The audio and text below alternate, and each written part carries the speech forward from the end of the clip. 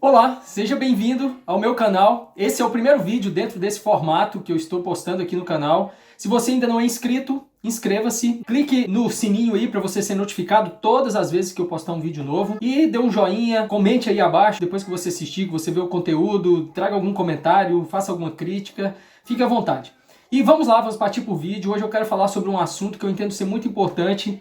Justamente por isso eu escolhi para ser o primeiro assunto para tratar dentro desse novo formato que eu estou trazendo aqui para o canal para vocês. Um formato onde eu pretendo falar sobre vários assuntos, como eu já disse, eu falei lá no Instagram, né? E eu quero trazer um quadro aqui chamado O que a Bíblia diz. Sobre vários assuntos, por exemplo, o que a Bíblia diz sobre dízimos, o que a Bíblia diz sobre casamento, o que a Bíblia diz sobre divórcio, o que a Bíblia diz sobre riquezas, e assim vai. Sobre uma infinidade de assuntos nós vamos tratar aqui. Eu pretendo fazer algumas lives aqui nesse canal também, nesse espaço. Vocês gostaram? Eu particularmente gostei bastante, ficou bem legal, eu achei que ficou legal, para que nós possamos aprender mais de Deus, da palavra de Deus, de teologia, de Bíblia, para nós estarmos estudando mais e conhecendo mais de Deus. E o primeiro tema, a primeira coisa que eu quero falar com vocês hoje é justamente sobre um assunto que muitas pessoas me perguntam, várias pessoas sempre me questionam, e durante um tempo eu fui pastor em Goiânia, e eu cuidei durante 4 anos de uma equipe, de um grupo de adolescentes, e eles sempre me perguntavam assim: pastor, mas por onde eu começo a ler a Bíblia? E aí talvez você possa pensar assim, cara, mas essa pergunta é muito óbvia. Você começa do começo, Gênesis. Mas sabe que não é tão óbvio assim?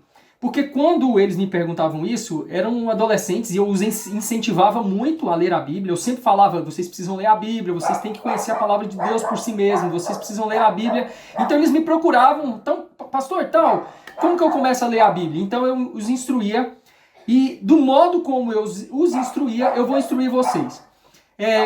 Eu quero fazer algumas observações antes aqui. Primeiro, eu quero te dizer que eu acho um absurdo se você já é cristão há um bom tempo e você ainda não leu pelo menos o Novo Testamento todo. Gente, não tem como você falar que crê em Deus, que você é um cristão, que você ama a Deus, que você professa a fé cristã e você não conhece sequer o Novo Testamento. Isso é algo que está totalmente fora da realidade. Você tem que, se você nunca leu a Bíblia, já tem um tempo de cristão, agiliza. Eu vou te passar um esquema aqui que você vai ler rapidamente. Um outro aspecto que eu quero falar para você, que é muito importante, eu vou passar um esquema de leitura aqui do Novo Testamento apenas. Do Antigo Testamento, depois, no outro vídeo, nós podemos falar, até para o vídeo não ficar tão longo. Esse aqui já vai ficar um pouco longo, mas depois a gente fala um pouco mais sobre o Antigo Testamento. Eu vou passar um esquema aqui dentro do Novo Testamento, primeiramente para vocês. Outra observação que eu quero fazer para você aqui é que escolha uma boa versão bíblica para você ler. E eu vou te indicar uma, que é a NVT. Sensacional, uma versão muito fácil de entender, numa linguagem bem contemporânea. As medidas, as distâncias, tudo convertido para o nosso tempo. Então, assim, você vai gostar bastante de ler a Bíblia na versão NVT. E uma outra questão muito importante é, se é a primeira vez que você vai ler a Bíblia, me faça um favor. Leia somente o texto bíblico, não fique procurando Bíblias com comentários bíblicos para ver o que o texto está dizendo. Por quê? Porque eu gostaria muito que você lesse, e é muito importante que você leia a Bíblia e tenha as suas impressões da Bíblia sem que haja nenhum tipo de influência externa de outras pessoas. A Bíblia é inspirada por Deus, de Gênesis a Apocalipse, mas as notas de rodapé, os comentários, não são. E existem alguns comentários que eles estão completamente fora, desvirtuados do que é realmente a verdade bíblica. Então, antes de tudo, leia e entenda por si mesmo o que a Bíblia diz. Isso é um princípio da Reforma Protestante, de que todo cristão tem o direito de ler a Bíblia e compreender a palavra de Deus. Ela foi escrita para que todos leiam e compreendam. Então, leia sem ficar buscando comentários. Ah, mas se tiver um texto muito difícil, que você não consegue entender mesmo, de modo algum, esse texto eu não consigo entender de jeito nenhum, Raul. Procura um pastor, uma pessoa de confiança, e ele vai te auxiliar, vai te falar a respeito desse texto. Eu tenho certeza que você vai compreender. Vamos lá então. Como eu te disse, eu vou te passar um esquema aqui para você ler a Bíblia. E dentro desse esquema, dentro desse método de leitura bíblica aqui do Novo Testamento, você não vai começar em Mateus. Talvez você pense, eu pego de Mateus e vou até Apocalipse. Não, por quê? Existem algumas razões e eu pretendo passar para você aqui quais são os livros e a ordem que você vai ler e te dar algumas razões, uma observação, preste bastante atenção. As observações que eu vou trazer para você dentro de cada livro são pequenas observações superficiais. Isso aqui não é tudo que está contido no livro, mas é para você entender mais ou menos um pouco ali por que eu estou indicando você ler esses livros do Novo Testamento, esses evangelhos, essas cartas, na ordem em que eu estou passando para você aqui. Então, vamos lá, vamos começar. Qual é, então, o primeiro livro do Novo Testamento que eu indico para que você leia? O Evangelho de João. Por que o Evangelho de João? Simples. Porque o Evangelho de João, ele é um evangelho que mostra Jesus, o verbo vivo que desceu do céu e se encarnou, encarnado. Ele vai mostrar para nós de forma muito clara quem é Jesus, que Jesus realmente encarnou.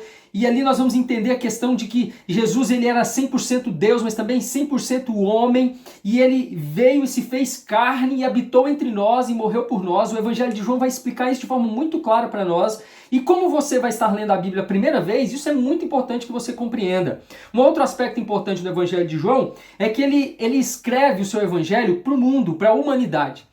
Nós vamos ver os outros evangelhos que são tão importantes quanto o Evangelho de João. Nenhum é mais importante que o outro. Mas nós vamos ter Mateus, Marcos e Lucas, que são evangelhos sinóticos. João não é evangelho sinóptico.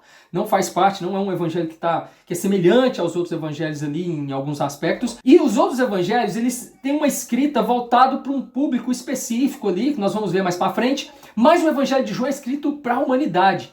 É um evangelho que mostra que Jesus veio e ele realmente traz a salvação para nós. E ele trouxe a salvação não somente para os judeus, mas para o mundo. Jesus tinha essa intenção. Outra questão importante do Evangelho de João é que ele vai falar sobre a salvação exclusivamente por meio de Cristo. Somente através de Cristo que há salvação. Então, você começa com o Evangelho de João para você compreender isso. Assim que você terminar o Evangelho de João, então você vai passar para Lucas. Você vai ler o Evangelho de Lucas. Por que o Evangelho de Lucas logo após o Evangelho de João? Quando Lucas escreve, ele escreve com base em uma acurada pesquisa, uma profunda pesquisa acerca do Evangelho, e ele escreve para um cara chamado Teófilo. Ele vai chamar ele de o excelentíssimo Teófilo, e ele faz uma pesquisa profunda, escreve o seu Evangelho, e então ele vai trazer de forma muito detalhada, muito bem explicada, todos os detalhes, tudo que aconteceu ali no período em que Jesus esteve entre nós. E isso facilita muito a nossa compreensão da história da salvação. Lucas ele traz de maneira muito clara como é a história da salvação, a história da redenção por meio de Cristo. E outra questão que é muito importante com relação à questão de Lucas é que os fatos do Evangelho, eles são verificáveis historicamente. Ah, mas como assim, Ralf? Lembra que eu falei que Lucas escreve o seu evangelho com base em uma pesquisa aprofundada de tudo que aconteceu? Lembra? Como que ele faz essa pesquisa? Por meio de entrevistas, de perguntas, verificação de documentos, tudo isso que Lucas vai buscar. Ou seja, toda a história do evangelho, todo o evangelho, toda a vida de Cristo, toda a obra de Cristo é um fato histórico, sim. Tanto que Lucas fez uma pesquisa de fatos para trazer de forma histórica para nós o Evangelho. Então é muito interessante e importante que você leia o Evangelho de Lucas. Assim que você terminar o Evangelho de Lucas, você vai ler o quê? Você vai ler Atos dos Apóstolos. Exatamente. Por quê? Porque Atos foi escrito por Lucas. É tão interessante que quando Lucas termina o seu Evangelho, ele termina falando da ascensão de Jesus. E quando ele começa Atos, ele começa novamente falando a Teófilo, assim como ele tinha começado no seu Evangelho. E assim que ele termina, ele vai retomar a história a partir da ascensão de Jesus novamente.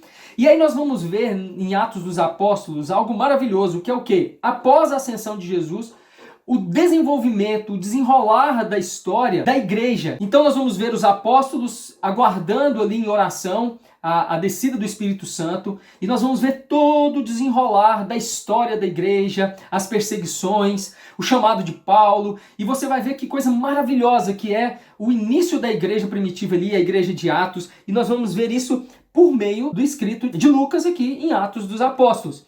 Ele vai mostrar para nós também a capacitação das testemunhas de Cristo. É maravilhoso você, ao ler Atos dos Apóstolos, você observar como aqueles que professam Cristo são capacitados por meio do Espírito Santo. E você que está lendo a primeira vez, você vai começar a entender como você é capacitado, como você recebe o poder, o dínamos de Deus, o Espírito Santo de Deus operando na sua vida, você sendo cheio do Espírito Santo de Deus e sendo capacitado para pregar o Evangelho e fazer a obra do Senhor. Um outro aspecto importante no livro de Atos, que é o único livro histórico do Novo Testamento, é que as testemunhas de Cristo devem ir até os confins da terra, sofrer perseguições e estabelecer igrejas para que a missão continue. Atos vai demonstrar de forma clara essa questão dos missionários sendo enviados, o apóstolo Paulo fazendo suas viagens missionárias, e eles indo e pregando, voltando, olhando, procurando saber, estabelecendo igrejas, levantando líderes, para que a igreja cresça, a igreja continue e para que o evangelho seja proclamado. Assim que você terminar de ler Atos, então, você vai ler as cartas pastorais. Quais são as cartas pastorais? 1ª e 2ª Timóteo e Tito. Essas cartas pastorais aqui são cartas que o apóstolo Paulo, um apóstolo experiente, o apóstolo que escreveu mais de 60% do Novo Testamento, escreve para esses jovens que são pastores, que é Timóteo e Tito, e ele nessas cartas ele traz conselhos maravilhosos de como viver a vida cristã, como eles deveriam considerar a palavra de Deus, como eles deveriam lidar com controvérsias e problemas e situações difíceis e discussões até mesmo dentro do campo teológico. Então assim, como eles deveriam tratar os mais velhos, as mulheres, as solteiras, as viúvas, os jovens. São conselhos preciosíssimos que o apóstolo Paulo dá a estes dois jovens pastores, que era Timóteo e Tito. Então, quando você ler essas cartas pastorais, tome esses conselhos para si. Veja-se no lugar desses homens, de Timóteo e de Tito, e coloque em prática os conselhos que Paulo dá a eles. Isso vai ser maravilhoso, isso vai fazer uma diferença muito grande na sua vida. Terminando de ler as cartas pastorais, você então vai ler Colossenses. Por que ler Colossenses? Simples, porque Colossenses é uma carta cristocêntrica. Em Colossenses, o apóstolo Paulo vai combater o gnosticismo, que era uma heresia que havia adentrado na igreja de Colossos. Então Paulo vem combatendo, e essa heresia falava que era necessário algo além do que simplesmente Cristo para que você fosse salvo e tivesse acesso às regiões celestiais. E o que era esse além? Era o conhecimento, um conhecimento elevado, a gnosis. Então o apóstolo Paulo vem combatendo essa heresia e mostrando que não é necessário nada mais além de Cristo. Cristo é suficiente. Nós vamos ver a supremacia de Cristo sendo demonstrada na carta de Paulo aos Colossenses. Nós vamos ver o apóstolo Paulo mostrando a suficiência de Cristo. Cristo é suficiente. Nós não precisamos de mais nada além de Cristo. Nós vamos ver nessa carta que cada cristão tem que viver na dependência de Cristo e nada mais. Ou seja, é uma carta onde você vai conseguir compreender que Cristo é suficiente na sua vida. Então você termina de ler as cartas pastorais, você já lê essa carta aqui aos Colossenses e você vai ter uma compreensão maravilhosa a respeito da cristologia, de quem é Cristo e da sua supremacia. Terminando de ler essa carta, então você vai ler Filipenses, a carta do apóstolo Paulo aos Filipenses. E nessa carta o apóstolo Paulo, ele estava preso quando ele escreve essa carta, estava prestes a ser morto, e ele escreve para uma igreja que estava sendo terrivelmente perseguida. Um apóstolo preso, prestes a ser morto, escrevendo para uma igreja que estava sendo perseguida. E olha só, o que é sensacional nisso tudo? Deixa eu te dizer. Sabe qual que é o tema central dessa carta? Alegria. Exatamente. Um apóstolo preso, prestes a morrer, escrevendo para uma igreja perseguida, e o tema central da carta é alegria.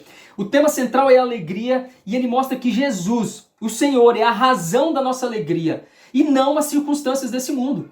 O apóstolo Paulo aproveita a sua própria situação, o seu próprio estado de sofrimento, de situações que ele já havia sofrido, situações que ele estava sofrendo, aproveita o estado de sofrimento que aquela igreja estava passando por serem perseguidos. Ali, a cidade de Colossos era uma colônia romana que tinham vários soldados aposentados morando ali e perseguiam esses cristãos. E aí esse pessoal estava sendo perseguido e o apóstolo Paulo escreve essa carta mostrando para eles que não eram as circunstâncias que deveria estabelecer a alegria deles, mas a alegria deles estava em Cristo. Então, ao ler esta carta, você vai ver que realmente a nossa alegria está em Cristo e não nas circunstâncias. E outra coisa que é importante que ele mostra lá é que sofrer por Cristo traz glória para os cristãos. Ele vai mostrar que o sofrimento, quando nós sofremos por amor a Cristo, isso deve gerar em nós alegria, sim. E aí isso é maravilhoso de nós vermos, e você vai entender isso e vai compreender de forma muito clara que a nossa alegria está em Cristo. Terminando Filipenses, você vai ler Efésios. Efésios é uma carta eclesiológica. O que é uma carta eclesiológica? Ela trata da igreja, da eclésia. E ela vai nos mostrar algumas coisas muito importantes com relação ao modo que a igreja deve funcionar, como nós devemos nos portar. E ela vai ensinar para os cristãos quais são as implicações práticas. Na prática, o que é ser igreja. Essa carta vai te ensinar isso. Se você é um novo convertido, isso é maravilhoso. Você vai entender o que é realmente ser uma igreja. Ele vai demonstrar que a igreja tem que ser uma unidade. Assim como Jesus lá em João capítulo 17 ora e roga ao Pai na sua oração sacerdotal lá, falando assim, Pai, eu oro para que eles sejam um, como eu sou um contigo. Nessa carta nós vamos ver o apóstolo Paulo demonstrando para a igreja que a igreja precisava ser uma, batalhar em unidade. Um outro aspecto importante que ele diz é que a igreja é levantada por Cristo para viver de acordo com a vontade de Cristo e nunca, jamais esmorecer e retornar às práticas mundanas. Terminando Efésios, você vai então voltar um pouquinho, você vai ler Mateus e Marcos. Você vai voltar e vai ler os evangelhos. Você já tinha lido João, né? Lucas, agora você vai ler Mateus e Marcos. Como eu disse, Mateus, Marcos e Lucas são sinóticos, são semelhantes. É muito bom você ler agora Mateus e Marcos, que vai massificar ainda mais na sua memória o evangelho, a história de Cristo, o que Cristo viveu entre nós, a obra de Cristo. Isso vai ser maravilhoso. E nós temos que observar uma questão muito interessante aqui. Em Mateus, ele vai trazer para nós uma perspectiva de Cristo como sendo Jesus, sendo o rei prometido, o Messias. Ele traz essa perspectiva de Jesus e te faz compreender que Jesus era o rei prometido, aquele rei eterno. Ele vai demonstrar isso de forma muito clara. Outra questão que é muito importante é que ele vai demonstrar para nós, no seu evangelho, que Jesus inaugurou o reino dos céus. Jesus, ao vir, ao nascer, ele inaugurou o reino dos céus aqui na Terra, e então nós vamos ver ele demonstrando e falando muito sobre isso. E uma outra questão muito importante é que ele escreve esse evangelho para inspirar os cristãos a promover também o reino de Deus que foi inaugurado por Jesus. Jesus inaugura o reino de Deus e nós estamos hoje como pessoas que precisam promover o reino de Deus e expandir esse reino de Deus, cada vez mais pregando o evangelho. Terminando, você vai ler então Marcos. Marcos, o que Marcos vai falar para nós? Ele apresenta as boas novas de Jesus aqui para um público gentil, que eram os romanos. Marcos escreve de forma muito específica para Roma, para os romanos, e ao escrever para os romanos, ele vem trazendo e mostrando para os romanos que Jesus era o Messias, esperado por Israel, mas que o evangelho também estava sendo expandido, não somente para aqueles que eram judeus, mas que o evangelho também, e a morte de Cristo, o sacrifício expiatório de Cristo, alcançava também os gentios, como eles que eram romanos, que estavam recebendo e que era o público principal, alvo ali de Marcos. No Evangelho de Marcos, nós vamos ver algo muito interessante também, quando ele traz os relatos da vida de Jesus, ele vem mostrando de forma muito clara que Jesus era o Filho divino de Deus. O próprio Jesus encarnado era sim o Filho de Deus encarnado, do próprio Deus. Assim que você terminar o Evangelho de Marcos, você vai então ler a carta de Paulo aos Romanos. Marcos tinha escrito para os Romanos e agora você já vai ler a carta aos Romanos. Por que a carta aos Romanos? A carta aos Romanos é uma das cartas que as pessoas, normalmente os teólogos mais amam, as pessoas mais gostam. E nela o apóstolo Paulo ele vem apresentar a mensagem do evangelho aos crentes romanos, explicando para eles como que esse evangelho corrigia as divisões que haviam entre judeus, os crentes judeus e os crentes gentios. O apóstolo Paulo, nessa carta, vai desenvolver alguns temas teológicos muito importantes para nós compreendermos a nossa salvação.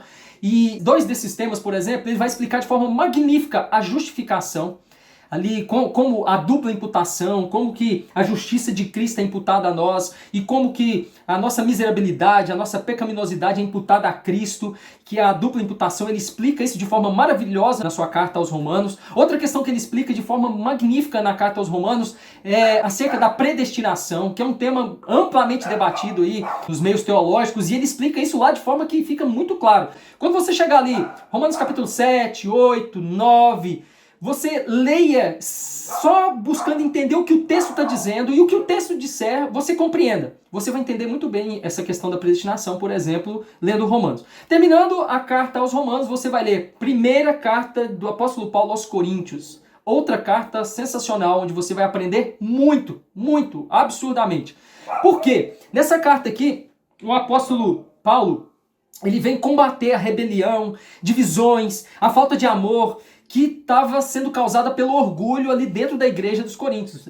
Na igreja tem problema sim. A igreja que estava ali em Corinto, na cidade portuária de Corinto, era uma igreja que estava tendo muitos problemas de rebeliões, divisões, falta de amor, e tudo isso causado pelo orgulho, pela soberba que havia no meio dos irmãos. Inclusive, quando você lê Coríntios, 1 Coríntios capítulo 13, e aquele lindo texto falando do amor, ali o apóstolo Paulo está dando uma bronca no povo ali, e por causa da sua falta de amor, do modo como o povo estava vivendo ali. Nessa carta também você vai ver o apóstolo Paulo falando que a igreja deveria ser unida, viver em unidade, não podia estar dividida, ela precisava estar unida ali. Você vai aprender muito sobre isso nessa carta. E outra questão é que ele ensina muito nessa carta sobre os dons espirituais.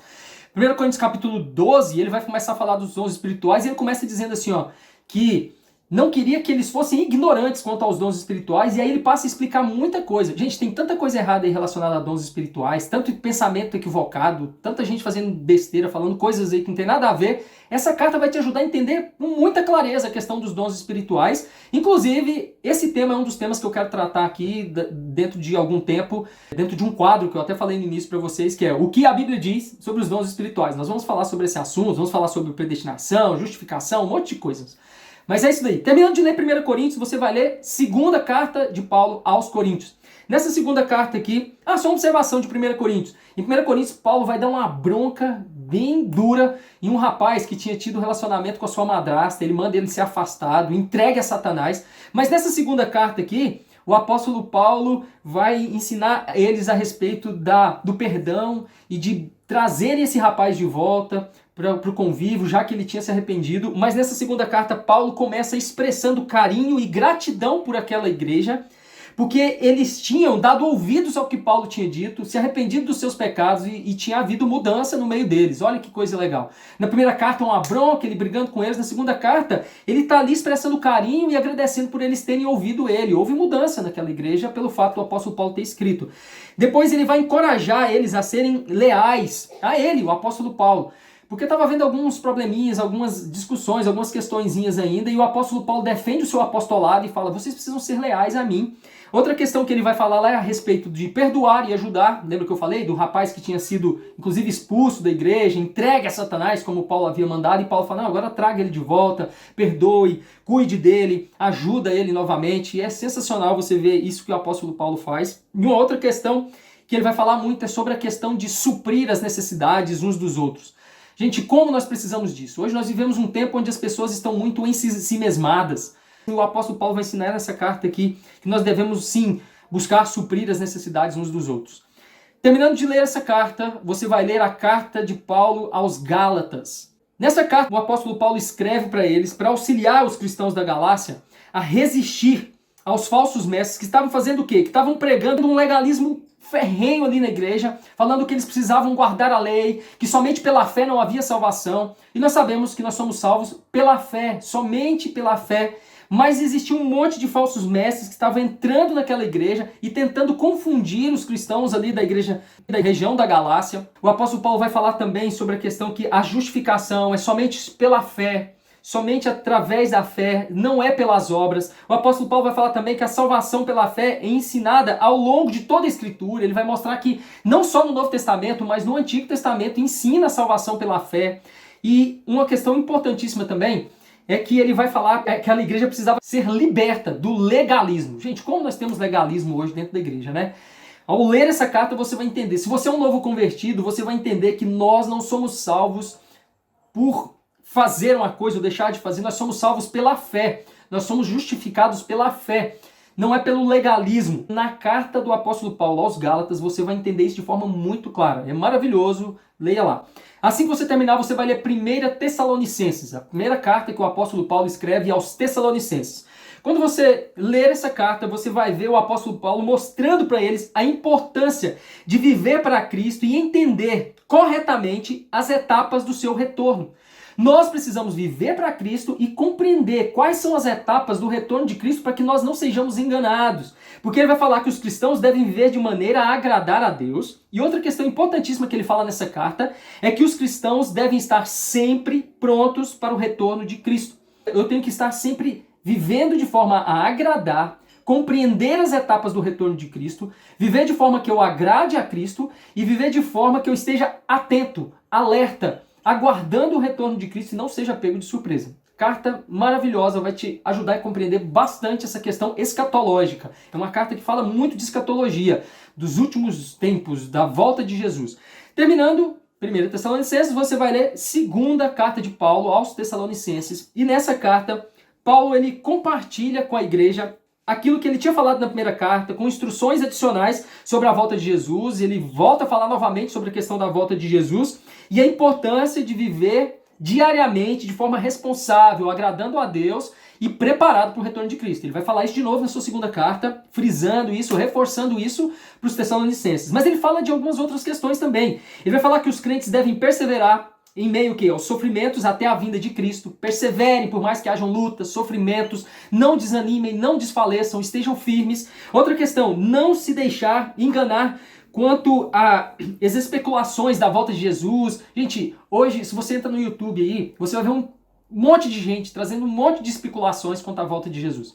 O que nós temos que fazer? Nós precisamos viver agradando a Deus, em santidade, atentos, observando os sinais que Jesus deixou, e vivendo de forma que nós agrademos ao Senhor, para que a qualquer momento que Ele voltar, nós estejamos prontos, temos que ficar atentos. Naquele tempo já acontecia, o que nós temos visto acontecer hoje. Um monte de gente, tem gente marcando data para isso, marcando data para Jesus voltar, marcando data para arrebatamento, para não sei o que, não sei o que. Não, o apóstolo Paulo ele vai ensinar aqui que nós temos que ficar alertas e não nos deixar enganar por isso.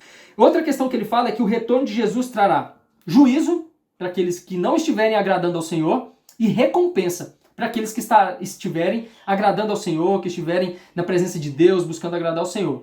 Isso é maravilhoso, nós sabemos disso, e eu te garanto que você vai gostar muito de ler essa carta também.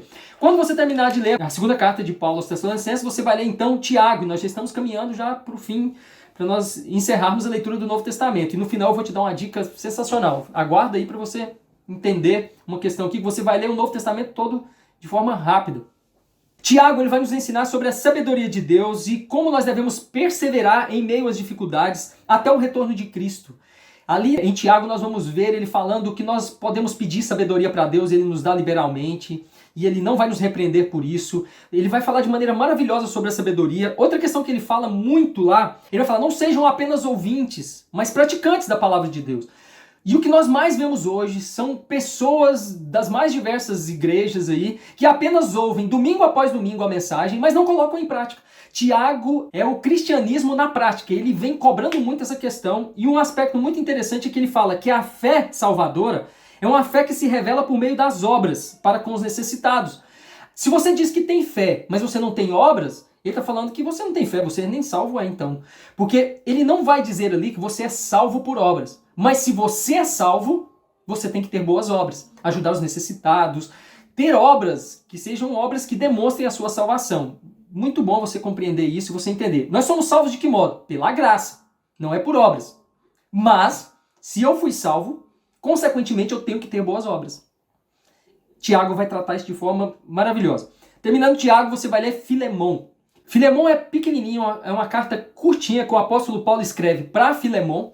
E ele escreve essa carta intercedendo por Onésimo, que era um escravo fugitivo. Onésimo era escravo de Filemão, ele foge.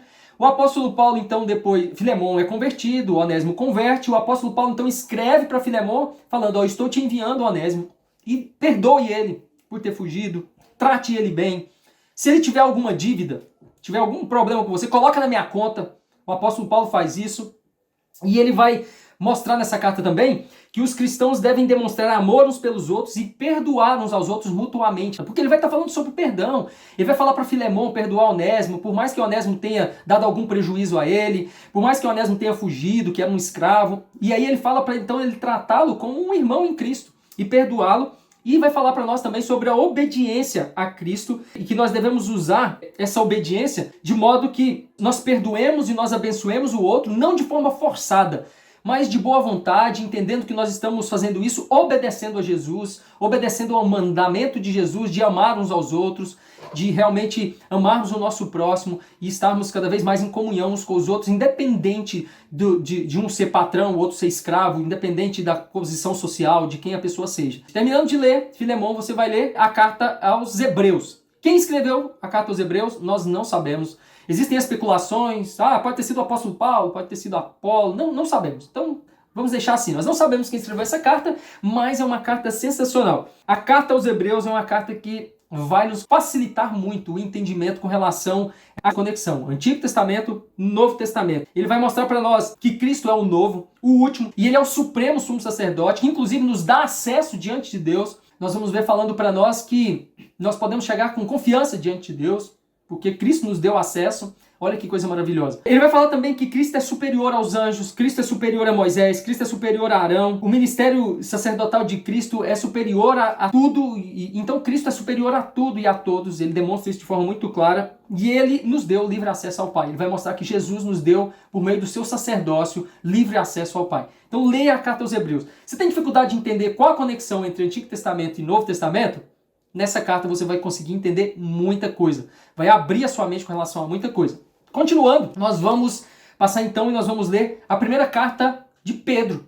1 Pedro. A primeira carta de Pedro, ele vai encorajar cristãos perseguidos, que eles estavam sendo muito e ferrenhamente perseguidos e estavam bem confusos com relação a toda a perseguição que eles estavam sofrendo. E o apóstolo Pedro vai escrever para esses cristãos que estavam na diáspora, dispersos, falando para eles perseverarem unidos na fé. Que não eram para eles desfalecerem diante das lutas, das dificuldades, das perseguições. Essa carta aqui, gente, nos ajuda a entender que quando nós somos salvos, nós não somos salvos para viver de boa e todos os nossos problemas acabaram. Não. Nós continuamos tendo problemas, mas nós passamos a ver esses problemas dentro de uma outra perspectiva. Um outro aspecto que ele vai falar muito é que o fato de nós sermos salvos e sermos privilegiados por sermos salvos traz implicações, responsabilidades. Não é salvo e acabou, tá tudo tranquilo, não tem responsabilidade nenhuma, não. Eu sou salvo, mas essa salvação, inclusive, esse livro que eu escrevi aqui, Salvos, mas para quê? Fala justamente sobre essas questões. Eu sou salvo, mas não é para ficar em berço esplêndido, deitado e tranquilo, sem nada a fazer. Não, eu sou salvo e essa salvação traz implicações para minha vida, responsabilidades, lutas surgem e eu tenho que saber lidar com essas lutas perseverando. Outro aspecto que ele vai trazer para nós nessa carta aqui é que os cristãos devem encarar os sofrimentos dentro da perspectiva correta. E qual que é a perspectiva correta que um cristão encara o sofrimento? Privilégio. Exatamente. Ele vai falar para os cristãos que era um privilégio sofrer por amor a Cristo. Quando nós sofremos por causa de Cristo, por causa do Evangelho, nós temos que estar felizes, alegres, considerar isso como um privilégio. E ele deu exemplo, porque lá em Atos nós vamos ver o apóstolo Pedro, depois de ter sido preso, chicoteado, ele se alegrando por ter tido o privilégio de sofrer por amor a Cristo. E depois ele vai ensinar isso nessa carta, para que nós aprendamos a também ficarmos felizes e nos alegrarmos por sermos perseguidos por amor a Cristo. Isso é um privilégio realmente. Ele vai escrever uma outra carta, que é a sua segunda carta, e você vai ler então a segunda carta de Pedro. Nessa segunda carta, ele vai reiterar o que ele havia dito aqui, vai novamente encorajar os cristãos perseguidos e vai fazer com que eles estejam buscando permanecer firmes na fé cada vez mais. Ele vai continuar falando sobre isso, mas ele vai tratar de alguns outros assuntos, como ele vai falar sobre a certeza do retorno de Cristo, quando ele fala que surgiriam pessoas falando que o tempo já tinha passado e Jesus nunca tinha voltado e tentando colocar em descrédito o retorno de Cristo. Ele fala, não, Jesus vai voltar sim. Ele vai falar que Jesus ainda não voltou porque Deus tem sido misericordioso para com aqueles que ainda não colocaram a sua vida diante do Senhor e têm vivido em santidade. Então ele vai falar assim, não é que ele está demorando, é porque ele está sendo misericordioso. Ele vai explicar esse aspecto, isso é maravilhoso nós entendermos. E uma outra coisa que é muito importante que Pedro vai dizer é que Deus vai julgar com rigor os falsos mestres que negam a volta de Jesus. Aqueles que falam que Jesus não vai voltar, que isso é conversa, Deus vai julgar com rigor, e ele demonstra isso de forma clara, porque naquele tempo estava havendo muitas pessoas dizendo isso, e ele fala que surgiriam também pessoas falando isso e dizendo que Jesus não voltaria mais porque estava demorando. Então leia lá e você vai entender que não é que está demorando, é que ele está sendo misericordioso. Ele vai explicar isso de forma muito clara para nós. Terminando, você vai ler a primeira carta de João. O apóstolo João, ele escreve o seu Evangelho de João, ele escreve Apocalipse, mas ele escreve a primeira, a segunda e a terceira carta, e você vai então ler a primeira carta de João. Essa primeira carta, ele faz um alerta sobre falsos mestres que negavam a encarnação de Jesus. Lembra que o Evangelho de João, ele fala muito sobre a questão da encarnação? Na sua primeira carta, ele vai escrever falando e combatendo uma heresia chamada docetismo, que era uma heresia que falava que Jesus não tinha nascido, não tinha vindo em carne. E isso é uma heresia terrível, absurda. Isso lança por terra tudo aquilo que nós cremos. Então o apóstolo João vem acabando com toda essa conversa e dizendo que não existe isso, que Jesus veio em carne sim, Jesus era 100% homem, 100% Deus, você vai entender de forma muito clara. Outra questão que ele trata na sua primeira carta é que os cristãos devem estar se autoexaminando constantemente para ver se a sua fé é verdadeira. Inclusive essa carta ela é um teste para você ver se você realmente é um cristão genuíno. Ele vai trazer vários testes ali, ele vai falar sobre os filhos de Deus, os filhos do diabo. Então é uma carta onde você consegue se autoavaliar e você tem que entender que ele vai dizer que você precisa estar sempre pronto, analisar a sua vida e ver se você realmente está professando a fé genuinamente bíblica e está agindo de acordo com a vontade de Deus. Outra coisa que ele fala é a questão que eu acabei de citar, sobre os filhos de Deus e os filhos do diabo. Ele deixa muito claro isso, viu, gente? Nossa, mas existem os filhos de Deus e os filhos do diabo? Sim. O apóstolo João, na sua primeira carta, vai nos deixar claro e ele traz as características, inclusive, para você saber alguns aspectos de como se comportam os filhos de Deus e os filhos do diabo.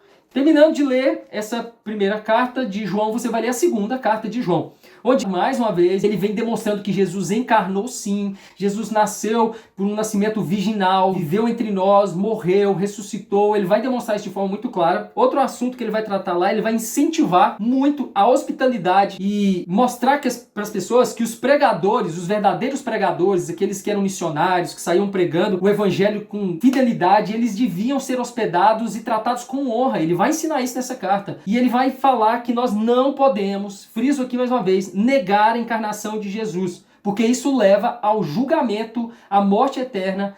Nós precisamos crer que Jesus veio em carne, que Jesus era 100% homem e morreu em nosso lugar, oferecendo então um sacrifício em nosso lugar, que foi a sua própria vida. Ele vai demonstrar isso de forma muito clara. Terminando, você vai ler a terceira carta de João. Sim, a sua terceira carta.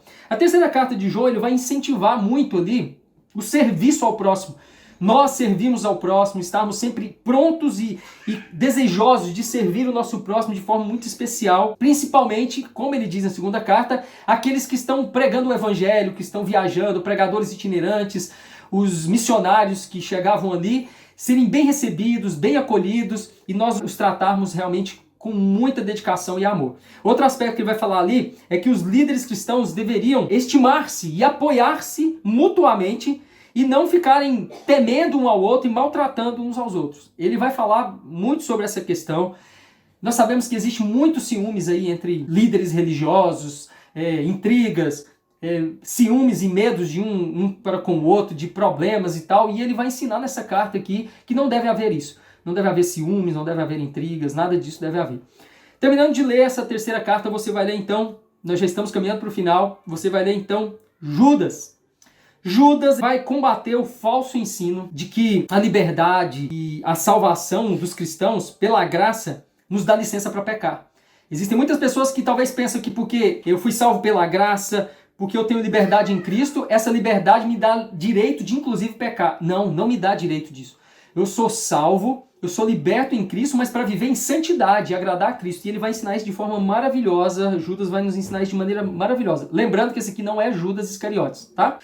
Outra coisa que ele ensina é que os cristãos devem resistir com vigor os falsos mestres. Resistir mesmo, bater de frente e não aceitar que falsos mestres se levantem dentro da igreja de modo algum. Judas ensina isso. Não cale-se. Nós devemos realmente nos levantar contra aqueles que são falsos mestres. Outra questão que ele vai falar é que os cristãos são responsáveis por procurar ativamente fazer boas obras e crescer espiritualmente.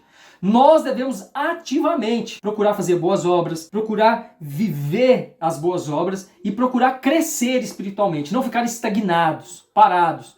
E por último, você vai ler aquele que é o temido por muitos, né? E não tem necessidade ser temido, que é Apocalipse. Não tenha medo de ler Apocalipse. Apocalipse ele traz muitas condenações para quem não está em Cristo. Se você ama Jesus, se você tem a sua vida entregue a Cristo, Apocalipse é um livro de esperança, que nos mostra coisas maravilhosas acerca do que Jesus tem preparado para nós na eternidade. Apocalipse foi escrito pelo apóstolo João na ilha de Patmos e ele vai nos estimular à fidelidade a Cristo. Ele vai vir trazendo para nós, mostrando os acontecimentos finais, nos estimulando a sermos fiéis a Jesus em meio ao sofrimento, pela afirmação de que Deus governa a história. Ele mostra para nós de forma clara que Deus governa a história, Deus está no controle de toda a história e Deus requer arrependimento sincero e fidelidade paciente do seu povo. Uma observação aqui com relação ao Apocalipse. Apocalipse não é um livro que você vai ler e tudo ali é literal. Existem coisas ali que são literais e existem textos que são simbólicos, uma linguagem cheia de símbolos, de simbologias. Então você tem que ler com bastante calma, conseguindo compreender o que é literal, o que é simbólico. E outro aspecto, o livro de Apocalipse não é um livro que você lê pegando ali o primeiro capítulo e você vai lendo, e o final da história está no capítulo 22. Não, o livro de Apocalipse está dividido em blocos, 7 blocos, e cada bloco ali, ele vai começar. Depois nós falamos mais sobre esse assunto com mais detalhes, mas assim, ele começa e termina a história dentro de cada bloco. São 7 blocos com início e fim de história, para que você possa ter uma compreensão, e ela vai se repetindo.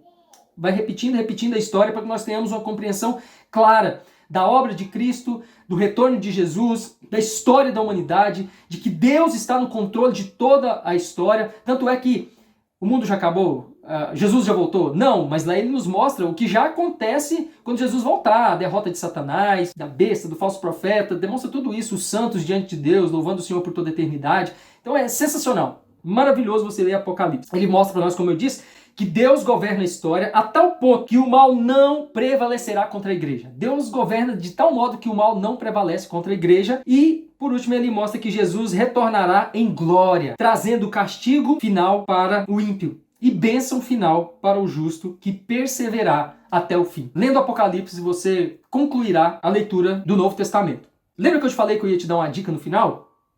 Vamos lá. O Novo Testamento tem 260 capítulos. Isso significa que se você conseguir ler 10 capítulos por dia, em 26 dias você terá lido todo o Novo Testamento. Então, se você buscar tirar um tempinho e ler com calma, não leia com pressa, leia com calma. Se você tiver tempo, leia 10 capítulos por dia e em menos de um mês você terá lido todo o Novo Testamento. Talvez você já tenha aí 10 anos de cristão e nunca leu o Novo Testamento. Já pensou? Em menos de um mês ler todo o Novo Testamento? Se você falar, eu não consigo ler 10, leia 5 por dia, 5 capítulos por dia, e em 52 dias você terá lido todo o Novo Testamento. Mas, se você não tiver com tanta pressa e tal, nem que seja um capítulo por dia, mas leia todos os dias. Se um dia você ficar sem ler, não desanime, pega novamente, leia. Nas descrições do vídeo aqui embaixo, eu vou colocar essa sequência aqui para você, para facilitar. Tá? Eu vou escrever lá os livros todos para você, na ordem que eu te passei aqui. Então você vê esse vídeo, entende por que você vai estar lendo nessa ordem que eu te passei, por isso eu te passei essas informações, e assim que você terminar de ver o vídeo, você vai começar a sua leitura, e assim que você começar a leitura, comente aqui, coloque nos comentários, estou começando a leitura dentro dessa dica que você deu aqui, dentro dessa ordem que você passou, e quando você concluir, volte aqui no vídeo, e comente aí embaixo dizendo que você conseguiu concluir todo o Novo Testamento. Muito em breve, eu pretendo gravar um vídeo também falando sobre o Antigo Testamento e dando algumas dicas aqui. Que Deus te abençoe. Mais uma vez eu reforço, se você ainda não é inscrito, se inscreva no canal, dê um joinha aí, clica no sininho para você ser notificado sempre que tiver algum vídeo novo aqui e que você realmente seja muito abençoado através da leitura bíblica. Fique na paz.